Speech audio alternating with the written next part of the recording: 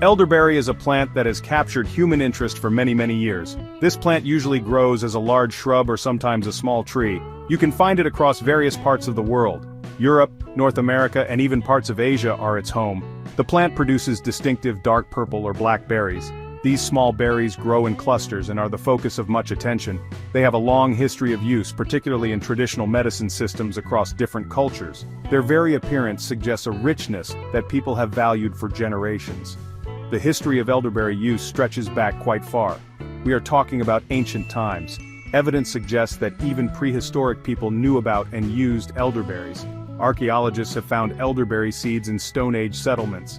This tells us its relationship with humans is truly ancient. The ancient Egyptians reportedly used elderberry for various purposes. They recognized its potential for promoting health and addressing certain ailments. Similarly, the ancient Greeks and Romans were also familiar with the elder tree. Hippocrates, often called the father of medicine, is said to have referred to the elder tree as his medicine chest, due to its versatility. In folk medicine traditions, elderberry held a prominent place. Across Europe, for instance, it was a staple. People used different parts of the plant, not just the berries. The flowers, leaves, and bark all had their applications. However, the berries were particularly prized for making syrups, wines, and cordials. These preparations were often used to combat common illnesses. Think of ailments like colds, influenza, and fevers. It was also used for things like joint pain and skin conditions. These traditional uses were passed down through generations, forming a rich tapestry of herbal knowledge. This knowledge often varied slightly from region to region, adapting to local customs.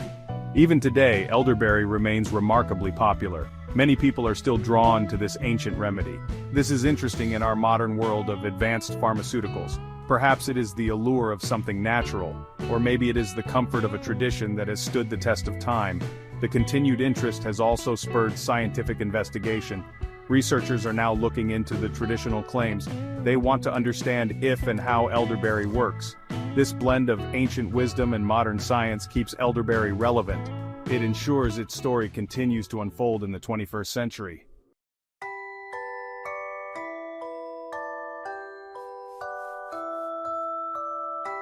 So, what exactly makes these elderberries so special? Elderberries are packed with vitamins, fiber, and antioxidants. Vitamin C supports immunity while vitamin A benefits vision and skin. Fiber aids digestion, and antioxidants protect cells. Anthocyanins give elderberries their deep color and health benefits. Cooked elderberries are safe and effective.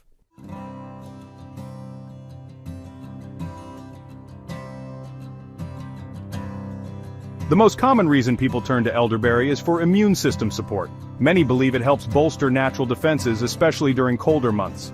Elderberry is renowned for its potential to fight off colds and flu. People swear it shortens flu duration and prevents colds. Its long history in traditional medicine supports these beliefs.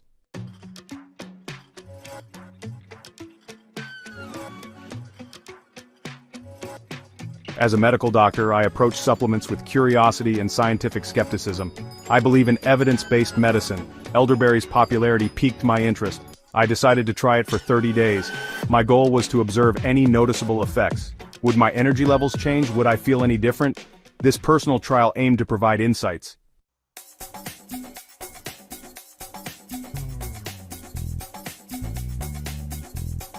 The conversation around health and wellness grows louder each day. Elderberry is one remedy seeing a resurgence. You hear about it from wellness influencers and see it in health food shops. Friends mention it for warding off winter sniffles. This constant discussion makes you take notice. Elderberry's popularity is fueled by its natural appeal and widespread endorsement.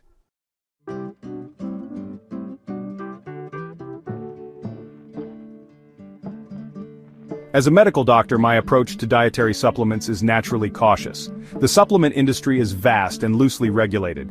Product quality can vary significantly. Claims are not always backed by robust evidence. My training is rooted in evidence-based medicine. I rely on rigorous studies and clinical trials. This forms the bedrock of my recommendations. I approach any supplement with healthy skepticism. I always want to see the science first. Skepticism should not be confused with a closed mind. I am open to exploring alternative therapies. Many modern medicines have origins in natural products. Traditional medicine holds valuable knowledge. The key is to apply scientific rigor. We need to investigate them properly. If proven safe and effective, natural products can be valuable. My aim is not to dismiss these remedies. Rather, it is to understand them better. This elderberry trial was an exercise in this balanced approach. It was a way to engage with a popular supplement. While my N-of-1 experiment isn't a substitute for a large clinical trial, it can provide useful context. It allows me to speak from a place of some personal experience. This can be helpful when discussing options with patients who are interested in natural remedies.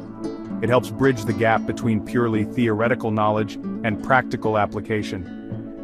Understanding any perceived effects or even the lack thereof is valuable information in itself. Furthermore, exploring such popular remedies helps me stay informed. The world of health and wellness is dynamic. Patients are increasingly proactive and well-informed, often researching options online. As a doctor, it is important to be aware of what they are reading and trying. Trying elderberry myself allows for a more nuanced conversation. I can share my understanding of the science. I can also share insights from my own experience, however subjective. This fosters a more collaborative relationship with patients. It shows I am willing to consider all avenues for health improvement.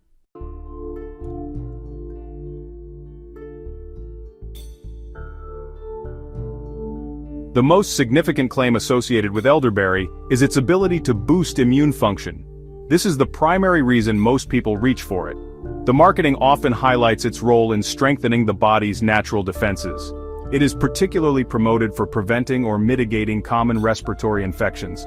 Think of the seasonal colds and influenza that circulate each year. The promise is that elderberry can help you either avoid these illnesses, or, if you do succumb, it might lessen the severity and duration of your symptoms. This is a very attractive proposition for many. This focus on immunity has become even more pronounced in recent times. Global health events have brought immune resilience to the forefront of public consciousness. People are more aware than ever of the importance of a strong immune system. They are actively seeking ways to support it through diet, lifestyle, and supplements. Elderberry has slotted neatly into this increased demand. Its traditional use for cold and flu symptoms aligns perfectly with current concerns.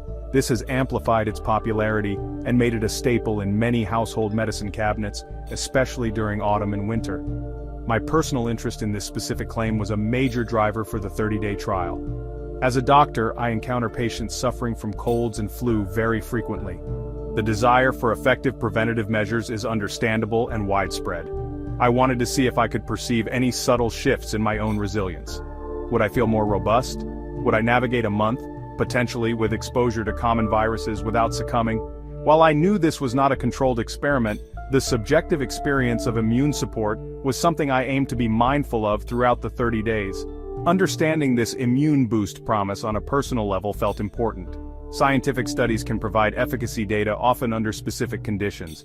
However, the day-to-day experience of taking a supplement is different. It involves ritual, perception, and the interplay of the placebo effect. I wanted to explore this holistic experience of using elderberry with the primary goal of immune support in mind. This would hopefully allow me to discuss its most popular application with greater insight. It's about seeing if the hype around its immune benefits translates into any noticeable personal effect, however small.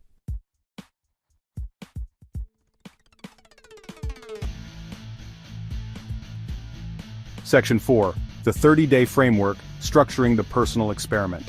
Choosing a 30-day period for this elderberry experiment was a deliberate decision. This time frame felt substantial enough to potentially observe any noticeable changes. A month should provide a reasonable window for any discernible impact. It allows the body time to adapt and respond. A shorter period might be insufficient to notice subtle effects, especially for a natural product that supports the body over time. Conversely, a 30-day trial is also a manageable commitment. It is not so long as to become overly burdensome or difficult to adhere to consistently. Consistency is key when trying any new supplement or health regimen. If the period is too extended, compliance can drop, making it harder to draw any meaningful observations. A month felt like a good balance.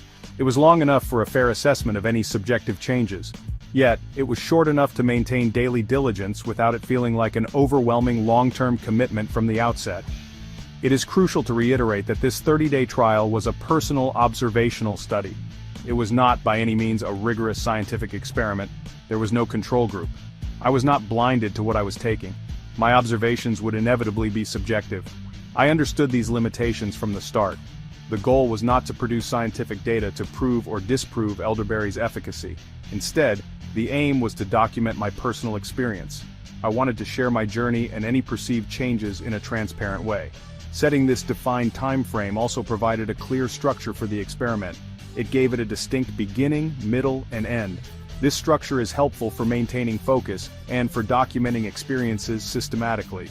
I planned to keep notes on how I was feeling throughout the 30 days. This included my energy levels, sleep quality, and any signs of illness. Having a defined endpoint also helps in reflecting on the overall experience. It allows for a comprehensive summary once the trial period is complete, making the entire process more organized and easier to communicate.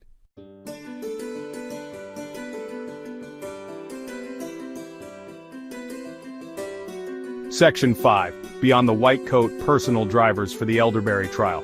My professional curiosity and personal health interests drove me to explore elderberry. Maintaining well-being amidst a demanding medical career is crucial. Long hours and stress are part of the job. Natural support like elderberry could enhance resilience. I wondered if elderberry might offer subtle benefits. This trial was about discovery and sharing insights.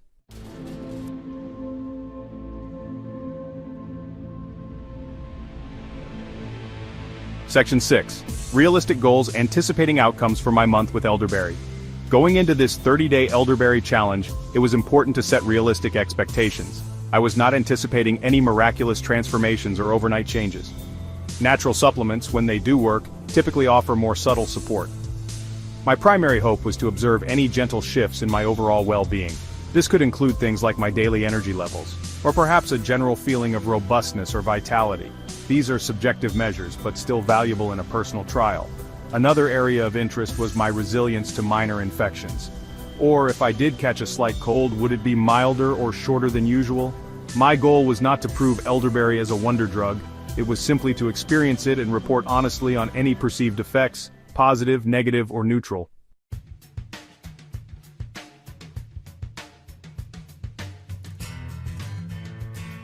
From folklore to laboratory, the scientific scrutiny of elderberry. The journey of elderberry from traditional folklore into the modern scientific laboratory is quite fascinating. For centuries, its use was based on observation and anecdotal success. People passed down knowledge about its benefits through generations. However, in recent decades, researchers have begun to apply rigorous scientific methods. They aim to understand the chemical components of elderberry. They also want to investigate how these components might interact with the human body. This shift signifies a desire to validate traditional claims. It also seeks to uncover the precise mechanisms behind any observed effects, moving beyond simple belief. Scientists became particularly interested in elderberry due to its persistent reputation, especially its strong association with immune support and fighting common ailments like colds and flu. When a natural remedy maintains such popularity over many years, it often hints at some underlying biological activity. Researchers started by analyzing the berry's composition. They identified key groups of compounds, such as flavonoids and anthocyanins. These compounds were already known for their potential health benefits in other plant sources. This discovery provided a solid basis for more targeted investigations into elderberry's specific effects on human health. The primary areas of scientific focus for elderberry have been its antiviral, antioxidant, and anti-inflammatory properties. These three pillars align closely with its traditional uses. For example, its use against infections spurred research into its antiviral capabilities. Its reputation for promoting general wellness led to studies on its antioxidant content.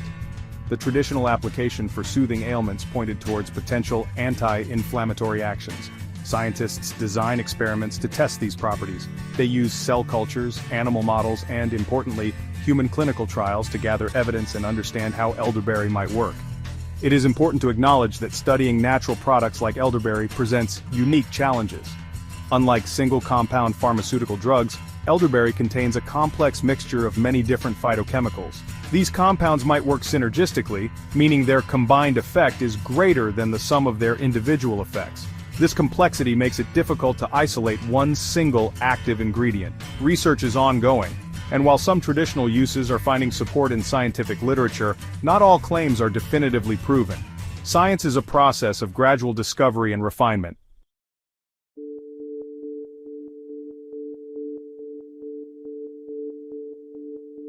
Tackling viruses. Elderberry's role in immune defense research.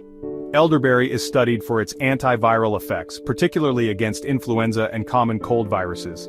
It may reduce the severity and duration of symptoms. More extensive trials are needed to confirm these effects.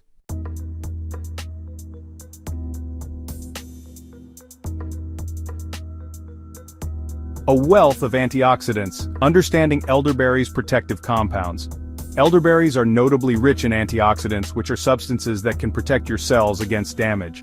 The most prominent antioxidants in elderberries are anthocyanins. These are the pigments responsible for their deep red, purple, or black coloration.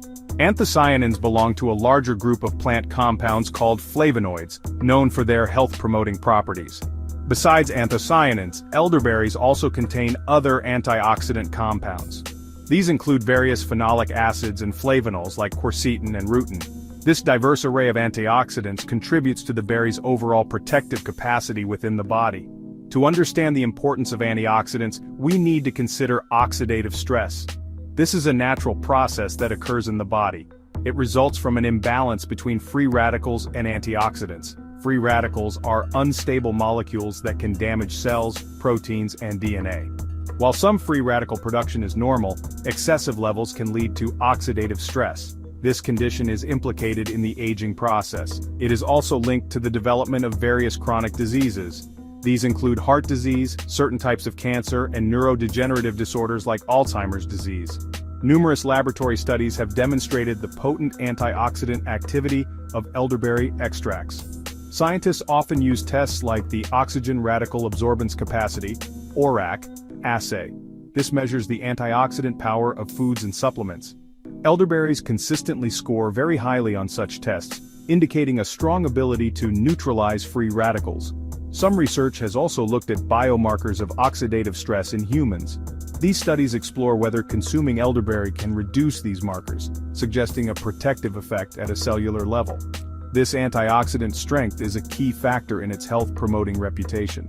The practical implications of elderberry's high antioxidant content are significant. By helping to combat oxidative stress, elderberries may contribute to overall cellular health and longevity. This protection isn't just limited to preventing major diseases, it can also support the healthy functioning of various body systems. For example, reducing oxidative damage can benefit skin health, support cardiovascular function, and even play a role in maintaining cognitive health as we age.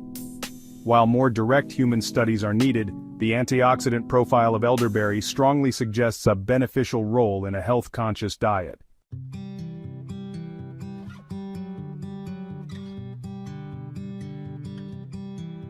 Section 4. Calming inflammation. Investigating elderberry's anti-inflammatory potential. Inflammation is a natural and essential process in the body. It is part of the immune system's response to injury or infection. This is known as acute inflammation, and it is generally beneficial and short-lived. However, when inflammation becomes chronic, persisting over long periods, it can contribute to various health problems. Chronic low-grade inflammation is now recognized as an underlying factor in many conditions. These include heart disease, arthritis, type 2 diabetes, and even some forms of cancer. Therefore, strategies to manage or reduce chronic inflammation are of great interest in health research. Some of the same compounds in elderberry that provide antioxidant effects, particularly flavonoids like anthocyanins, are also being investigated for anti-inflammatory properties. These compounds may help to modulate the body's inflammatory pathways. For example, they might influence the production of certain signaling molecules called cytokines. Some cytokines promote inflammation, while others help to resolve it. It is hypothesized that elderberry components could help to shift the balance. They might reduce the production of pro-inflammatory cytokines or enhance anti-inflammatory responses within the body. Research into elderberry's anti-inflammatory effects is still in its earlier stages compared to antiviral or antioxidant studies. Much of the initial evidence comes from cell culture and animal model studies. These studies have shown that elderberry extracts can reduce markers of inflammation in various experimental settings. For instance, some research suggests elderberry can inhibit enzymes involved in the inflammatory cascade. While promising, these findings need to be carefully translated to human health.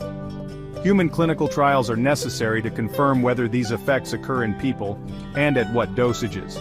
If elderberry's anti-inflammatory properties are substantiated in humans, the potential applications could be quite broad. It might offer gentle support for conditions characterized by chronic inflammation, such as some types of joint pain. It could also contribute to cardiovascular health by reducing inflammation in blood vessels. However, it is important to stress that elderberry should not be seen as a replacement for established medical treatments for inflammatory diseases. Instead, it might serve as a complementary approach within a broader healthy lifestyle aimed at managing inflammation. More research is definitely needed in this area.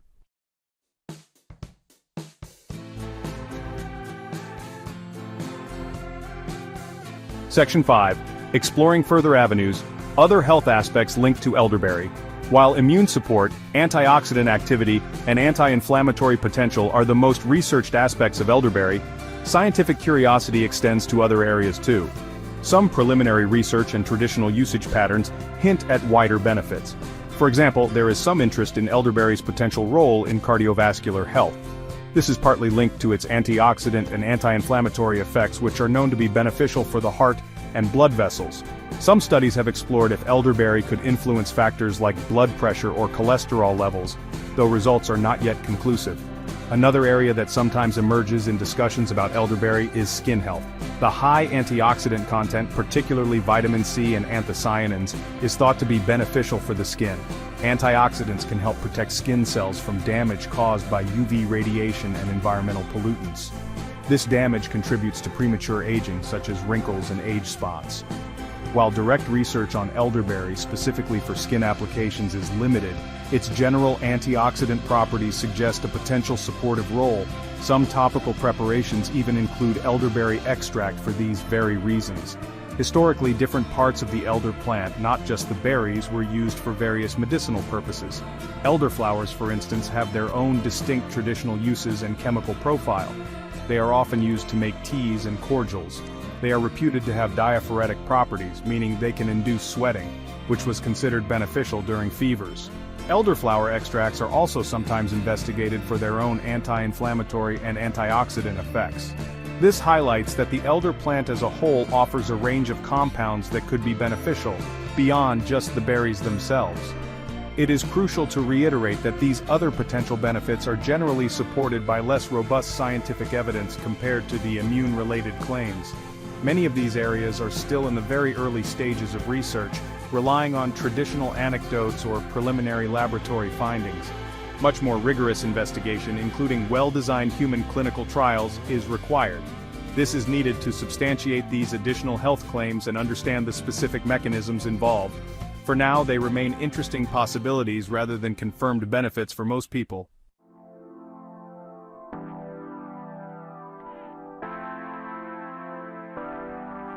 Section 6. The current scientific landscape, weighing the evidence on elderberry. When we survey the current scientific landscape regarding elderberry, we see a mixed but generally positive picture. There is a growing body of research, particularly concerning its antiviral and antioxidant properties. Several laboratory studies and some human clinical trials have provided encouraging evidence. These suggest that elderberry may indeed offer benefits for immune support, especially in the context of common colds and influenza.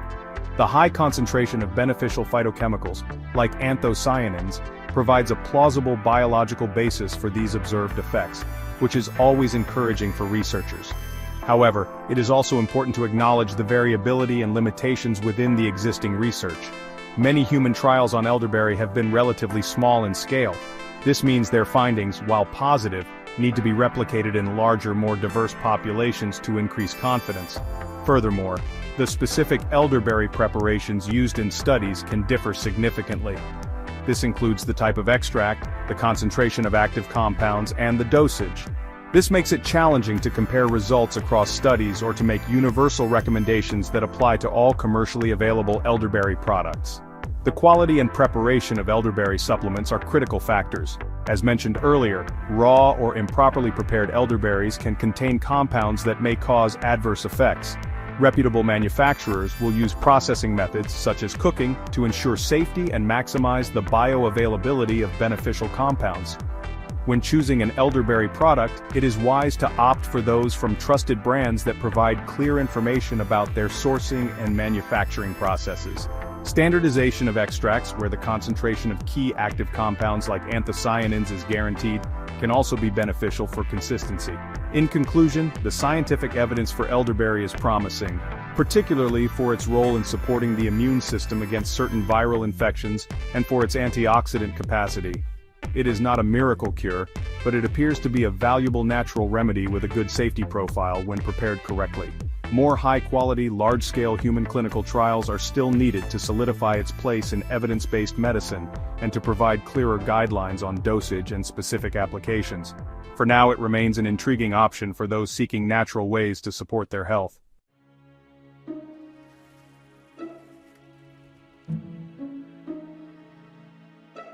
Before starting the elderberry trial, I was in good health with no chronic conditions. Regular checkups were unremarkable and I felt energetic. My immune system was robust, catching only mild colds. I maintained a balanced diet and regular exercise. Sleep quality was good and stress levels were manageable. This baseline is crucial for assessing elderberry's effects.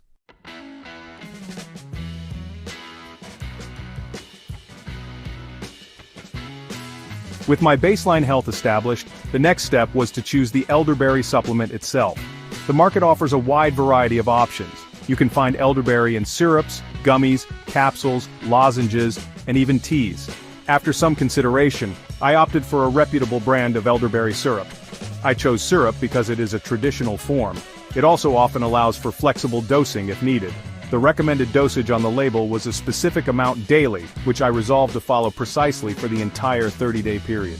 My first impression of the elderberry syrup was quite pleasant. It had a deep, rich purple color, very characteristic of the berries. The taste was surprisingly palatable, a blend of tartness and sweetness. Some fruit syrups can be overly sugary or artificial, but this one tasted quite natural. Incorporating it into my daily routine was remarkably easy. I decided to take it first thing in the morning, usually with my breakfast. This helped ensure I would not forget it. There were no immediate dramatic sensations upon taking the first dose, which was entirely expected for a natural supplement. The daily ritual of taking the elderberry syrup quickly became second nature. Each morning, I would measure out the prescribed amount. I usually took it directly from the spoon. There was no unpleasant aftertaste, which made compliance very easy. I did not experience any immediate physical sensations such as a burst of energy or any digestive upset in those initial moments after consumption. This lack of immediate noticeable effect is common with many dietary supplements. Their actions, if any, are typically more gradual and cumulative over time, rather than instantaneous like a stimulant. My initial expectations for observation during the first week were modest. I was primarily looking out for any adverse reactions, however mild. This could include things like digestive discomfort, headaches, or any allergic responses. Beyond that, I planned to monitor my general sense of well-being. I would pay attention to my energy levels throughout the day. I also noted my sleep quality and any subtle shifts in my mood or mental clarity. I kept a simple daily log to jot down these observations. This systematic approach would help me track any changes consistently.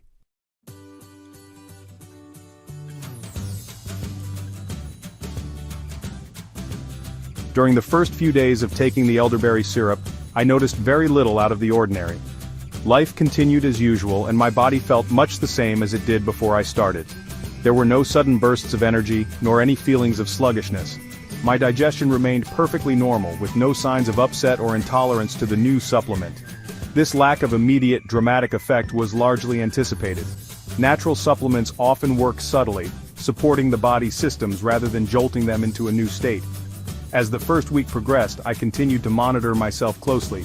My energy levels remained consistent with my established baseline. My sleep patterns also stayed the same. I was sleeping well and waking refreshed. By the end of the first week, I had diligently taken my daily dose of elderberry syrup for 7 consecutive days. I experienced no adverse effects whatsoever. My overall sense of well-being remained positive and stable. However, in terms of tangible health benefits or noticeable changes in my physical state, the first week was largely uneventful. This is not necessarily a negative finding. It simply means no immediate strong effects were apparent.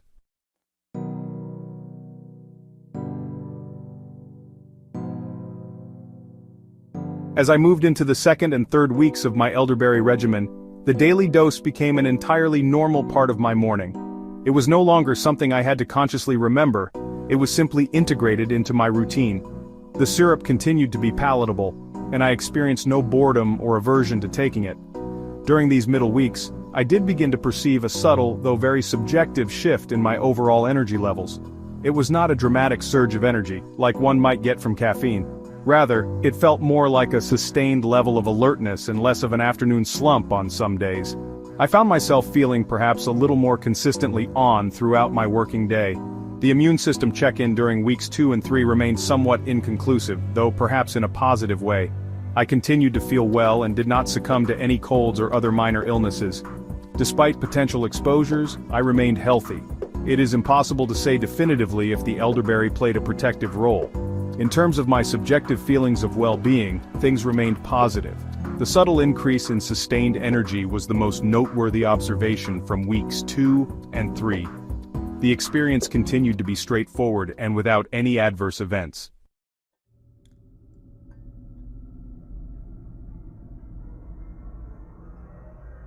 Entering the final week of my 30-day elderberry trial, the routine was firmly established. Taking the syrup each morning felt completely natural. I reflected on nearly a month of consistent supplementation. My mindset was one of continued observation. I was keen to see if the subtle, positive feelings I had noted in the previous weeks would persist or change. Regarding cumulative effects, the subtle enhancement in my daily energy levels seemed to persist through week 4. It was not a further increase but rather a maintenance of that slightly improved baseline. I continued to feel less prone to the typical mid-afternoon dip in energy. This was welcome, especially on busier days at the clinic. No other new effects, positive or negative, emerged during this last week. My end-of-trial immune status felt strong. Throughout the entire 30-day period, I had not experienced any colds, flu, or even minor sniffles. Overall physical sensations at the end of the 4 weeks were neutral to positive. The primary takeaways were the absence of any negative side effects, and the persistent, albeit mild, subjective improvement in sustained energy.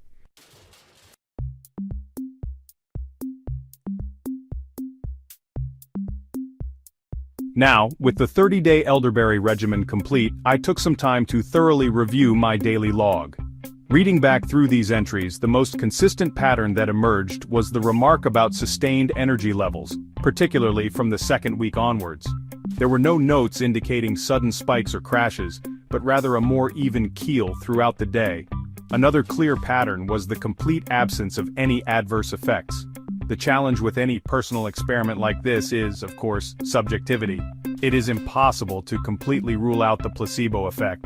Knowing I was taking something reputed to boost immunity and energy could have influenced my perception. My positive expectation might have played a role in how I interpreted my feelings. Were there any specific standout moments or days where I felt the elderberry made a clear, undeniable difference? I would have to say no, not in a dramatic fashion. The effects I perceived were subtle and gradual. Instead, it was more of a gentle undercurrent of feeling well, and perhaps a bit more resilient than usual. This detailed look back at my daily experience provides a good foundation for the next part of this essay. I have documented my baseline health and my day-to-day perceptions while taking elderberry for a month.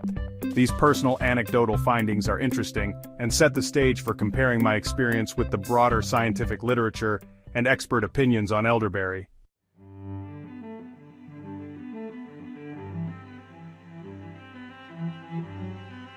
As we discussed earlier in Part 3, Act 2, a significant body of scientific research has focused on elderberry's potential antiviral properties. Laboratory studies have demonstrated that certain compounds within elderberries can inhibit the replication of various influenza viruses. Some research even suggests these compounds might block viruses from entering host cells, effectively disarming them before they can cause infection. Furthermore, a few human clinical trials have indicated that elderberry supplementation could shorten the duration and reduce the severity of cold and flu symptoms. This scientific background formed a key part of my interest in the 30-day trial. Now let's compare these scientific findings with my personal experience over the past month. As I detailed in Part 4, Act 3, I remained completely free of any cold or flu symptoms throughout the entire 30-day period. This was certainly a positive outcome.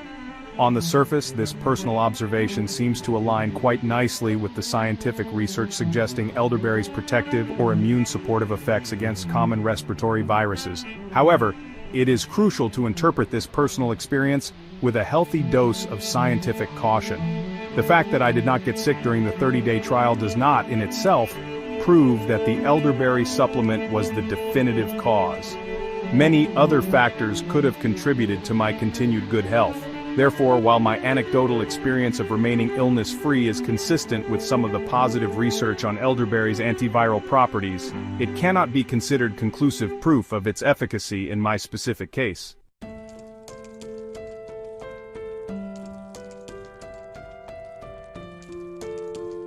Another compelling aspect of elderberry is its remarkably high antioxidant content. These berries are packed with anthocyanins and other flavonoids, which are potent compounds known for their ability to neutralize harmful free radicals in the body. Oxidative stress resulting from an imbalance of free radicals and antioxidants is linked to cellular damage, premature aging, and a host of chronic diseases. The scientific consensus is that a diet rich in antioxidants is beneficial for overall health. Elderberry stands out as a significant source of these protective compounds. Reflecting on my 30-day elderberry trial, the question arises, could I actually feel these antioxidant effects? This is a more challenging question to answer than assessing antiviral impact. Antioxidant activity primarily occurs at a cellular level, protecting against long-term damage. It's not typically something that produces an immediate or directly perceptible sensation. The benefits of antioxidants are generally more subtle and cumulative, contributing to long-term health and resilience rather than acute, noticeable changes. However, it is plausible that some of the subjective improvements I noted, such as the feeling of sustained energy or general well-being, could be indirectly linked to the antioxidant properties of elderberry. By reducing cellular stress and supporting overall physiological function, a high intake of antioxidants might contribute to a greater sense of vitality. Ultimately, the antioxidant benefits of elderberry are more likely to be a long-term investment in health rather than a source of immediate, tangible feedback during a short trial. While I cannot definitively say I felt the antioxidants working, knowing I was consuming a rich source of these compounds provided a certain peace of mind. My experience didn't contradict the science here, rather it highlighted that some benefits are silent and work behind the scenes to support ongoing health.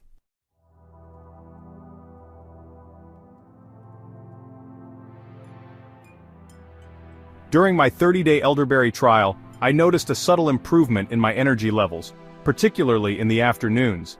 This could be due to elderberry's support for immune function and its high antioxidant content. However, the placebo effect and psychological factors might also play a role. The perceived energy boost remains an interesting outcome of my trial.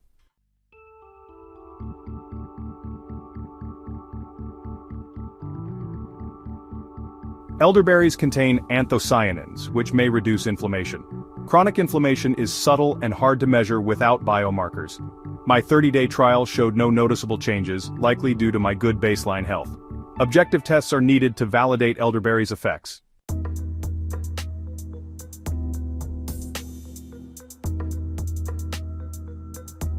Expert opinions from doctors, nutritionists, and researchers provide practical context. Regarding elderberry, views are cautiously optimistic for cold and flu support. Integrative medicine practitioners recommend elderberry, citing traditional use and emerging support. Mainstream professionals are more reserved, emphasizing proven measures like vaccines. Experts stress high-quality products and caution against raw elderberries due to toxicity. More research is needed for definitive recommendations. Consult your doctor before starting elderberry supplements.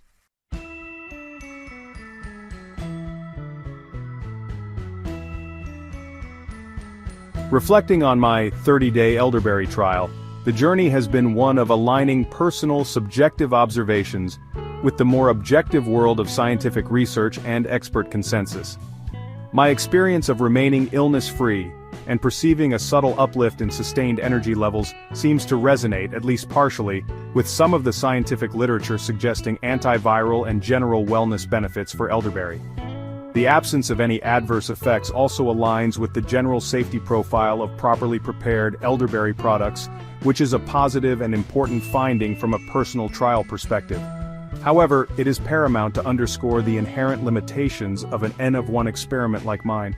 My individual experience, however meticulously documented, cannot replace the rigor of well-designed, placebo-controlled scientific studies. Factors such as the placebo effect, personal bias, and the myriad of uncontrolled variables in daily life mean that my observations are suggestive at best, not definitive proof of elderberry's efficacy. Science rightly demands a higher burden of proof, involving larger sample sizes, randomized controls, and objective measurements, to draw firm conclusions about cause and effect relationships. Despite these limitations, personal trials can hold significant value. They allow for a deeper, more nuanced understanding of what it means to incorporate a supplement into one's life. They can make the scientific data more relatable and can spark important conversations about health and wellness. For me, as a doctor and a health communicator, this first-hand experience enables me to discuss elderberry not just from a theoretical standpoint of reciting study findings, but also with the added dimension of personal engagement. This can foster a more empathetic and informed dialogue with patients and viewers who are considering such remedies. Ultimately, the goal is to bridge the gap between personal anecdote and scientific rigor. While my positive experience with elderberry was encouraging, it is the accumulating body of scientific evidence that will, and should, guide broader health recommendations. My month with elderberry has reinforced my belief in the potential of certain natural products, but also my commitment to evaluating them through a critical, evidence-based lens. The journey has been insightful, providing food for thought and underscoring the complex interplay between individual perception and objective scientific validation in the pursuit of well-being. My 30-day personal trial of elderberry has now concluded. The main purpose was to observe any effects firsthand. I wanted to see if the popular claims about this supplement held any personal truth for me. The goal was straightforward daily observation, not rigorous scientific testing. This period of 1 month allowed for consistent daily intake of the elderberry syrup. I approached this experiment with an open mind, yet also with a critical perspective. My findings, therefore, are based purely on this subjective experience. It has certainly been an interesting month of self-monitoring and reflection. The key positive notes from my daily log were fairly consistent. Most significantly, I remained in good health throughout the entire 30-day period. I did not succumb to any common colds, the flu, or even minor sniffles. This was a very welcome outcome, especially given my usual exposures. Alongside this, I perceived a gentle yet sustained boost in my energy levels. This was not a dramatic surge, but rather a subtle feeling of more consistent vitality. It seemed to help combat those typical afternoon slumps on some days. These feelings of enhanced energy persisted from the second week onwards. My overall sense of well-being felt quite well supported. Importantly, throughout the entire 30-day trial I experienced no adverse side effects whatsoever. The elderberry syrup I chose was easy to incorporate into my daily morning routine. Its taste was quite pleasant, which certainly aided my compliance in taking it every day without fail. There was no digestive upset, no headaches, nor any other form of discomfort. This suggests good tolerability for the specific product I used. For me, it integrated seamlessly into my existing habits. This complete lack of negative outcomes is a significant and positive finding in itself when considering any new dietary supplement. However, it is absolutely essential to reiterate that these observations are entirely personal. They are subjective by their very nature. This was an N-of-1 experiment, meaning it involved only myself. It was not a controlled scientific study with a placebo group or blinding, therefore the potential influence of the placebo effect cannot be entirely discounted. My own positive expectations might have subtly shaped my perceptions of how I was feeling. As such, these results are not generalizable proof of elderberry's efficacy for everyone. They simply represent my individual experience during this particular trial period. Understanding these inherent limitations is crucial for proper context. Reflecting on my experience, elderberry's benefits align with scientific research. I felt healthier and more energetic, possibly due to its antiviral and antioxidant properties. My observations resonate with studies, though some benefits are subtle and hard to perceive. Elderberry is not a cure-all but a gentle addition to a balanced lifestyle. Overall, it offered mild support and a sense of proactive wellness.